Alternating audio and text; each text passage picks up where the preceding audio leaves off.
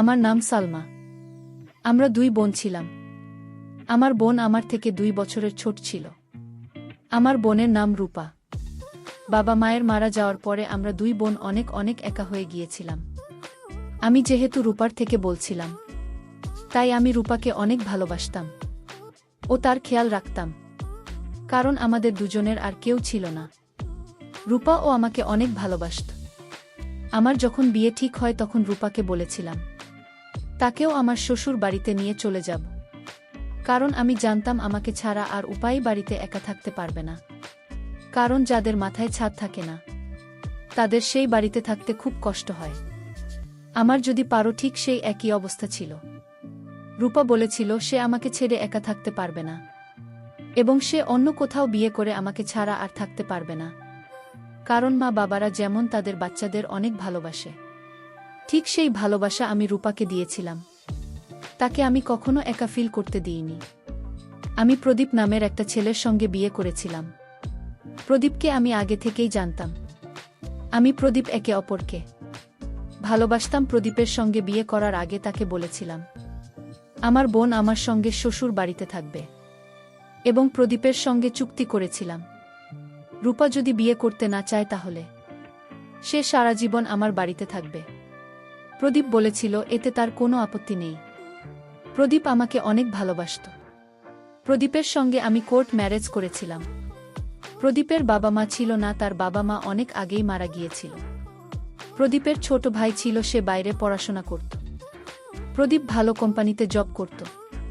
প্রদীপ অনেক কষ্ট করে আজ এই জায়গায় পৌঁছতে পেরেছি। সে অনেক কষ্ট করেছে বলেই আজ এত ভালো কোম্পানিতে জব পেয়েছে। বিয়ের পরে আমিও রূপা প্রদীপের বাড়ি চলে আসি। সেদিন আমারও প্রদীপের বাসর রাত ছিল। সেদিন প্রদীপের সাথে আমার খুব ভালো সময় কেটেছিল। পরের দিন সকালবেলা প্রদীপ আমার থেকে আগের সকালে উঠে স্নান করে রেডি হয়ে যায়। ঠিক সেই সময় রূপা আমার প্রদীপের বেডরুমে আসে সকালের নাস্তা নিয়ে। প্রদীপ তখন আমাকে বলে, আরে সালমা, তুমি এখনো ঘুমাচ্ছ? দেখো, রূপার থেকে কিছু শেখো। রূপা সকালের জলখাবার আমাদের ঘরে নিয়ে চলে এসেছে। তাড়াতাড়ি উঠব, আমি অফিস যাব। তো প্রদীপ তো কিছু না খেয়েই তাড়াতাড়ি অফিসের জন্য বেরিয়ে যায়। প্রদীপ চলে যাওয়ার পরে আমি রূপাকে বলি, কি ব্যাপার, বাড়িতে তো আগেই সব করছিস না, আজ সকাল সকাল উঠে আবার নাস্তা তৈরি করেছিস? রূপা তখন হেসে বলে, তুমি অনেক বেশি ক্লান্ত ছিলে, তাই আমি আর তোমাকে ঘুম থেকে তোলা হয়নি। তুমি খুব সুন্দর ঘুমিয়েছিলে, তাই ভাবলাম রান্নাঘরে গিয়ে আমি নিজেই সকালে নাস্তা তৈরি করি। আমার বিয়ের পরে কেমন যেন রূপার হাবভাব ও স্বভাবে কিছু পরিবর্তন আসে। যখনই আমি প্রদীপের জন্য কিছু বানাতে যেতাম, তখন সে আমাকে বলতো, তোমার নতুন নতুন বিয়ে হয়েছে, তুমি এখন জামাইবাবুর সঙ্গে কাটাও, তোমার যা দরকার হবে তুমি আমাকে বলবে, আমি তোমাকে সেটা রান্না করে দেব। বিয়ের আগে তো রূপা রান্নাঘরের কোনো কাজ করত না, আমি রান্নাঘরের সমস্ত কাজ করতাম। আমি আর প্রদীপ নিচের ঘরে থাকতাম, রূপা থাকত উপরের ঘরে। সেদিন প্রদীপের বাড়ি আসার আগে রূপা আমার রুমে আসে। প্রদীপ 2টা শাড়ি আমার জন্য নিয়ে এসেছিল। ভেবেছিলাম এই 2টা শাড়ির মধ্যে একটা রূপাকে দিলে সে খুব খুশি হয়ে যাবে। তারপর রূপা যখন আমার রুমে এসেছিল, তখন আমি তাকে 2টা শাড়ি দেখেছিলাম। ও বলেছিল তোর যেটা ভালো লাগছে সেটা নিয়ে। তারপর রূপা নিজে পছন্দ করে লাল রঙের শাড়িটা নিজের জন্য নিয়েছিল ও নীল রঙের শাড়িটা আমার জন্য রেখেছিল এবং বলেছিল, দিদি, এই নীল রঙের শাড়িতে তোমাকে বেশি মানাবে। তারপর সে আমাকে বলে, আমি তোমার জন্য 1 গ্লাস দুধ আনছি। আমি তখন রূপাকে বলি, আরে তোর কি হয়েছে, তোকে আমার জন্য এসব করতে হবে না, আমি নিজে থেকে রান্নাঘরে গিয়ে নিয়ে নেব।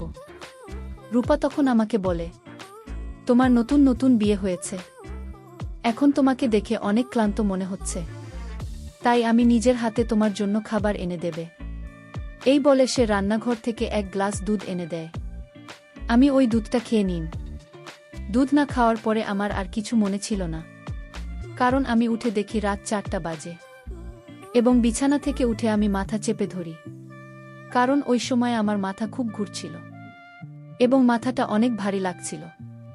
বুঝতে পারছিলাম না আমার এরকম কেন মনে হচ্ছিল। তারপর ঘড়ির দিকে তাকিয়ে দেখি রাত্রি 4টা বেজে গেছে। প্রদীপ সন্ধে 7টার সময় অফিস থেকে বাড়ি ফেরত। আমি তখন অনেক কষ্ট করে বিছানা থেকে উঠে নিজের রুমের দরজাটা খুলে বাইরে যায়। বাইরে লিভিং রুমে দেখি টেবিলে প্রদীপের অফিসের ব্যাগ রাখা আছে। আমি তখন বুঝতে পারি পুরনো বাড়ি চলে এসেছে। তারপর মনে হয় রান্নাঘরে কেউ যে কথা বলছে। তারপরে আমি আস্তে করে রান্নাঘরের দিকে যা দেখি আমার তো রাগে মাথা ঘুরে ওঠে। কারণ আমি দেখি প্রদীপ আমার ছোট বোনের সাথে বাজে আচরণ করছে। সালমা, তোমাকে লাল রঙের শাড়িতে খুব সুন্দর লাগছে। তখন আমি বুঝতে পারি প্রদীপ সালমা ভেবে রূপাকে ধরেছে। তখন আমি রান্নাঘরে গিয়ে জোরে প্রদীপ বলে ডাক দিয়ে প্রদীপ তখন চমকে গিয়ে পিছন দিকে ঘুরে দেখতে আমার দিকে তাকিয়ে বলে, তুমি এখানে তাহলে শাড়ি পরে আছে? রূপা তখন আমাদের দিকে ঘুরে বলে, জামাইবাবু, আমি আসলে আপনি ভুল করে সলমা দিদি ভেবে আমাকে ধরে ফেলে। আমি আপনাকে বলতে যাব ঠিক ওই সময় দিদি আপনাকে ডাক দেয়। প্রদীপের মুখ তো ভয় লাল হয়ে যায় এবং সে তাড়াতাড়ি আমার দিকে এসে আমাকে বলে, বিশ্বাস করো, আমি নিজে ইচ্ছা করে কিছু করিনি। ভেবেছিলাম আমি তোমাকে যে শাড়িটা গিফট করেছি তুমি শাড়িটা পরে রান্নাঘরে কাজ করছো। আমি যখন পিছন দিক থেকে দেখেছিলাম তখন ভেবেছিলাম তুমি দাঁড়িয়ে আছো, তাই আমি তোমাকে ভেবে ধরেছিলাম। কিন্তু আমি জানতাম না ওটা রূপা দাঁড়িয়েছিল। আর এই শাড়িটা তো আমি তোমাকে গিফট করেছিলাম, তাহলে রূপা কেন পরছে? রূপা তখন বলে, এই শাড়িটা দিদি আমাকে গিফট করেছে। দিদির কাছে এরকম 2টা শাড়ি ছিল। তাই রূপা তখন তাড়াতাড়ি এসে আমাকে বলে, দিদি তুমি কিছু ভুল ভেবো না, আমি জামাইবাবুকে বলতে যাব। ওই সময় তুমি রান্নাঘরে এসেছিলে রূপা ও প্রদীপ আমাকে দেখে এত বেশি ভয় পেয়েছিল যে তাদের চোখ মুখ লাল হয়ে গেছিল। আমি তখন হেসে রূপা ও প্রদীপকে বলেছিলাম, আরে তাতে কি হয়েছে, এত বেশি ভয় পাওয়ার কি আছে, মানুষের এগুলো ছোটখাট ভুলভ্রান্তি হয়ে থাকে, এটা কোনো বড় ব্যাপার না। তাই এবার চলো আমরা 3 জনে মিলে রাতে ডিনারটা করে নিই। তারপর আমরা 3 জনে মিলে একটা ভালো মুভি দেখব। 3 জন মুভি দেখে রাত 1টার সময় ঘুমিয়ে পড়লাম।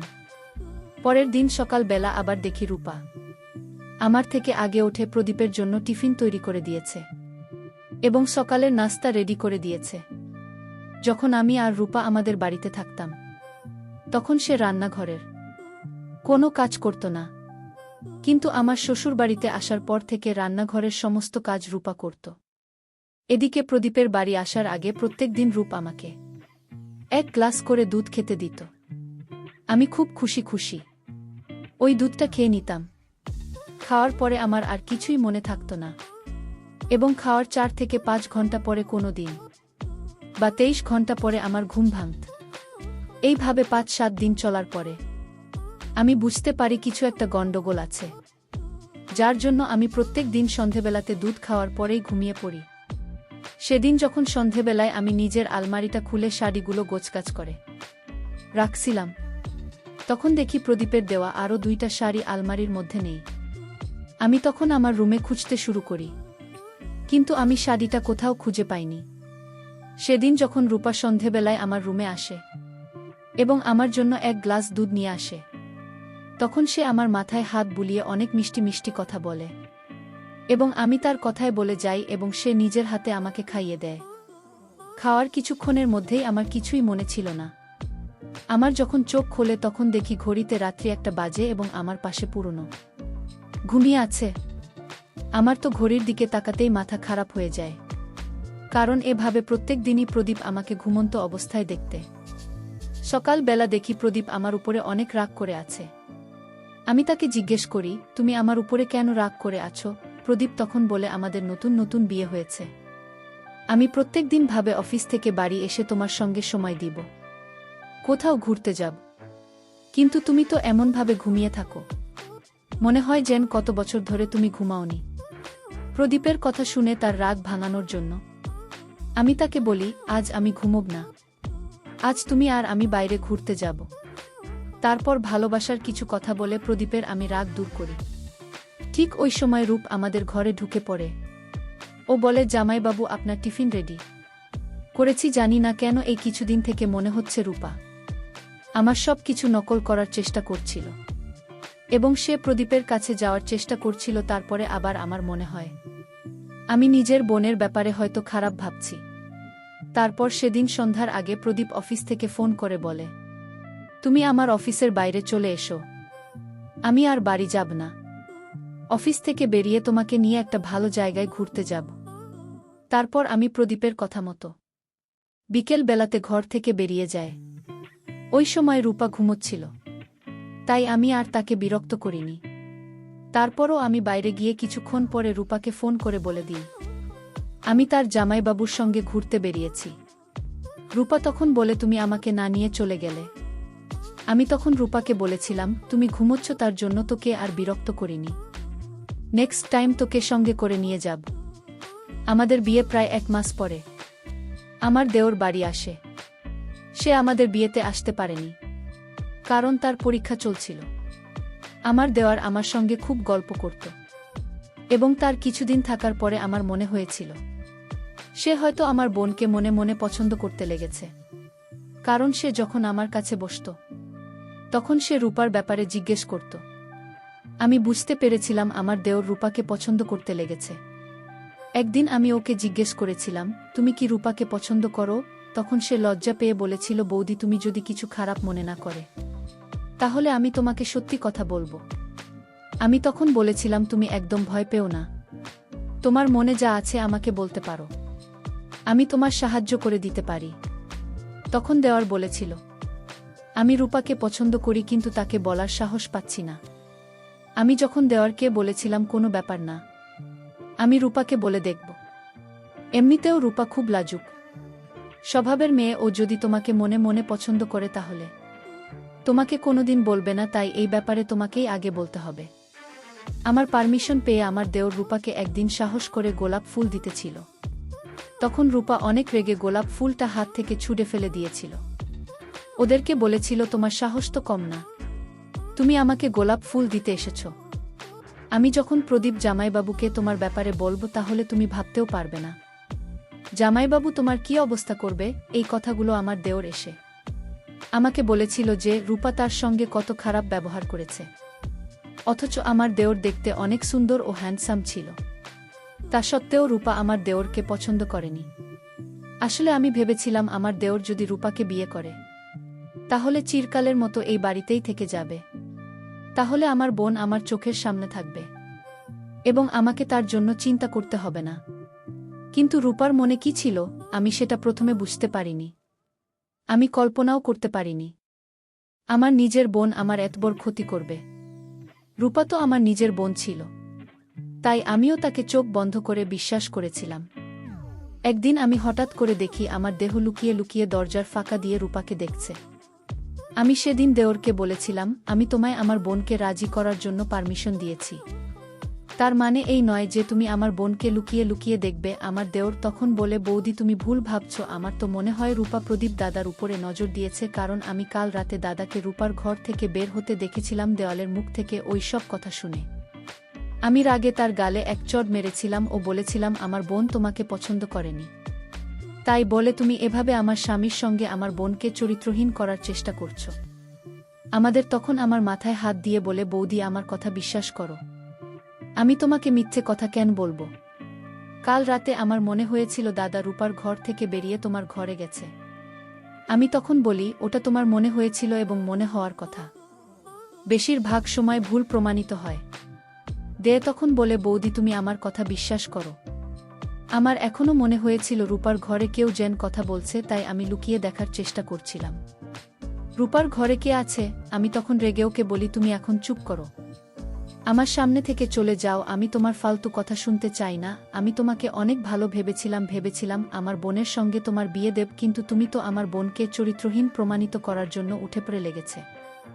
আমি ভাবতেও পারিনি আমার স্বামীর ভাই এরকম স্বভাবের হবে। দেয়া তখন বলে তুমি আমার কথা বিশ্বাস করো বা নাই করো, তুমি যদি আমার কথা বিশ্বাস না করো তাহলে অনেক বড় ভুল করছো বৌদি। কিন্তু হ্যাঁ, আমি তোমাকে একদিন প্রমাণ দেবে, আর সেই দিনই তুমি কিভাবে আমার কথা বিশ্বাস না করে থাকতে পারো। সেদিন যখন সন্ধেবেলায় রূপা আমার জন্য দুধ নিয়ে আসে, তখন দুধ খাওয়ার আগে আমি ওকে বলেছিলাম রূপা তোর জন্য আমার কাছে একটা ছোট্ট গিফট আছে, আলমারির ভিতরে ওই গিফটটা রাখা আছে। আমি তাকে আলমারির কাছে যেতে বলি এবং বলি আলমারিটা খোল। রূপা তখন আলমারি খুলতে ব্যস্ত হয়ে পড়ে। আমিও এই ফাঁকে দুধটা আমার বিছানার পাশে রাখা ডাস্টবিনের ঢাকনা আস্তে করে পা দিয়ে তুলে দুধটা ফেলে দিই এবং সে যখন আমার দিকে ঘুরে তাকায় তখন আমি নাটক করে দুধের গ্লাসটাকে মুখের কাছে নিয়ে থাকিও তাকে দেখাই যে আমি পুরো গ্লাসের দুধ খেয়ে নিয়েছে। কিন্তু ও টেরও পায়নি। আমি দুধটা ডাস্টবিনে ফেলে দিয়েছি। তারপর ডাস্টবিনে ঢাকনাটাকে লাগিয়ে দিই। রূপা তখন আলমারির ভিতরে গিফটের বক্স খুঁজতে শুরু করে এবং বলে, দিদি এখানে তখন গিফটের বক্স নেই। আমি তখন রূপাকে বলি, ওই আলমারির ভিতরে একটা পিঙ্ক কালারের শাড়ি আছে, ওই শাড়িটা ভাবছি তোকে দেব। রূপা যখন খুশি হয়ে বলে, এই শাড়িটা তো জামাইবাবু তোমাকে গিফট করেছিল। আমি তখন রূপাকে বলি, হ্যাঁ, কিন্তু এই শাড়িটার খাবারটা আমার খুব একটা ভালো লাগেনি, তাই শাড়িটা তুই নিয়ে নে। ওটা বলা মাত্রই রূপা শাড়িটাকে বের করে এবং নিজের গায়ের মধ্যে বারবার শাড়িটাকে লাগিয়ে দেখে ও বলে, এই শাড়িটা আমার ভীষণ পছন্দ। রূপা তখন আয়নার কাছে দাঁড়িয়ে শাড়িটা পরে, নীল, তোমার প্রত্যেকটা জিনিস আমার খুব পছন্দ। আসলে রূপার মুখ থেকে বেরোনো এই কথাটা যে একটা আলাদা মিটিং ছিল সেটা আমি অনেক দিন পরে বুঝতে পেরেছিলাম, যে আমার প্রত্যেকটা জিনিস রূপার কেন পছন্দ এবং প্রত্যেকটা জিনিসের মধ্যে আরও একজন জড়িত ছিল। তারপর আমি রূপার সামনে ঘুমিয়ে থাকার নাটক করি। তাকে এটা দেখাই যে প্রত্যেক দিনের মতো আমি আজও ঘুমিয়েছি। তারপর সে আমার মাথায় হাত বুলিয়ে বলে, আমার সহজ সরল দিন, তোমার প্রতিটা জিনিসে আমার অধিকার আছে। এই কথা বলে বল, তুমি ঘুমাও দিদি, আমি যাচ্ছি রেডি হতে, কারণ প্রত্যেক দিনের মতো আজকেও তোমার ভাগের কাজ আমাকেই করতে হবে। এই বলে সে হাসতে হাসতে আমার রুম থেকে বেরিয়ে যায়। আমি তখনও কিছুই বুঝতে পারিনি রূপা কি বলতে চাইছিল। তখন আমি চুপচাপ ঘুমিয়ে থাকার নাটক করেছিলাম। তারপর দেখি সে আমার রুম থেকে বেরিয়ে যায়। আমিও তখন চুপচাপ বিছানা থেকে উঠে দাঁড়াই এবং ভাবতে থাকি আমার ভাগের কি এমন কাজ আছে যেটা করার জন্য প্রত্যেক দিন আমাকে দুধের মধ্যে ঘুমের মিশিয়ে দেয়। আমি কোনো দিন রূপাকে সন্দেহ করতে চাইনি, কিন্তু ও যেটা আমার সঙ্গে করছিল সেটাতে আমার মনের মধ্যে সন্দেহ তৈরি হয়েছিল এবং আমি জানতে চাইছিলাম। তারপর আমি আস্তে করে নিজের ঘরের দরজা ফাঁক করে দেখি রূপা আমার দেওয়ালের ঘরের দিকে যাচ্ছে এবং দেওয়ালের ঘরের দরজা থাকে বাইরের দিক থেকে আস্তে করে লাগিয়ে দেয়। তারপর সে নিজের রুমের মধ্যে চলে যায়। তার কিছুক্ষণ পরে দেখি আমার স্বামী বাড়ি এসেছে। সে বাড়ি এসে আমার রুমের দিকে আসছিল। আমি তাকে দেখে তাড়াতাড়ি বিছানায় গিয়ে আবার শুয়ে থাকার নাটক করি। আমাকে শুয়ে থাকা অবস্থায় দেখে প্রদীপ বলে, তুমি যখন আমাকে পছন্দ করতেন না তাহলে বিয়ে কেন করেছিলেন? আর এরকমভাবে প্রত্যেক দিন রাতে আমাকে অ্যাভয়েড করে শুয়ে থাকার কোনো মানে হয় না। ঠিক আছে, তুমি যখন নিজে থেকেই চাও না আমি তোমার সঙ্গে কোনো রকম সম্পর্ক করি, তাহলে সেটাই হবে। এই কথা বলে সে রুম থেকে বেরিয়ে যায়। আমি আবার উঠে দরজা দিয়ে উকি মেরে দেখি আমার স্বামী সিঁড়ি দিয়ে উপরে উঠে রূপার ঘরের ভিতর ঢুকে যায়। ওটা দেখে তো আমার হাত পা কাঁপতে শুরু করেছিল, কারণ আমার মনের মধ্যে অনেকগুলো প্রশ্ন ঝড় বেঁধেছিল। আমিও তখন আস্তে করে সিঁড়ি দিয়ে উপরে উঠি এবং রূপা রুমের দরজা ফাঁকা দিয়ে দেখতে আমার পায়ের তলা থেকে যেন মাটি সরে যায় এবং মাথা ঘুরে পড়ে যাওয়ার মতো অবস্থা হয়ে যায়, কারণ আমার যে শাড়িগুলো খুঁজে পাচ্ছিলাম না তার মধ্যে একটা শাড়ির উপরে ছিল এবং রূপা প্রদীপ এর সাথে ঘনিষ্ঠ ছিল। আমি ওই সময়ে তাদের দরজাটাকে অনেক জোরে জোরে খুলে ভিতরে ঢুকি। রূপা তখন আমাকে দেখে ভয় পেয়ে যায় এবং আমাকে দেখে তার চোখ মুখ লাল হয়ে যায়। ও বলে, দিদি তুমি ওখানে, তুমি তো ঘরে। আমি তখন বলি, হ্যাঁ, আমাকে তো দুধের মধ্যে ঘুমের ওষুধ মিশিয়ে খাওয়াতেইস, তাই না? আমি তখন রূপার গালে চড় মারি আর বলি, এইভাবে নিজের দিদির হৃদয়ে আঘাত করতে তোর কি খুব ভাল লেগেছে? আমার ভালোবাসা তো কোনো কমতি ছিল না, আমি তোকে অনেক ভালোবাসতাম, কেন তুই আমার সাথে বিশ্বাসঘাতকতা করলি? কি কোনো সময় প্রদীপ এগিয়ে এসে বলে, এটা রূপার কি দোষ? তুমি তো রূপাকে বলেছিলে তুমি আমাকে সময় দিতে পারবে না, আমি যাতে তোমাকে বিরক্ত না করি। তুমি শুধু আমাকে বিয়ে করেছ যাতে আমি তোমাদের দুই বোনের মাথার ছাদ হয়ে থাকি। আমি তখন ওকে বলি, তুমি এসব কি বলছো? আমি তোমাকে ভালোবাসি। বন্ধুরা, গল্পের পরের পার্টটা আগামীকাল আপলোড দেওয়া হবে।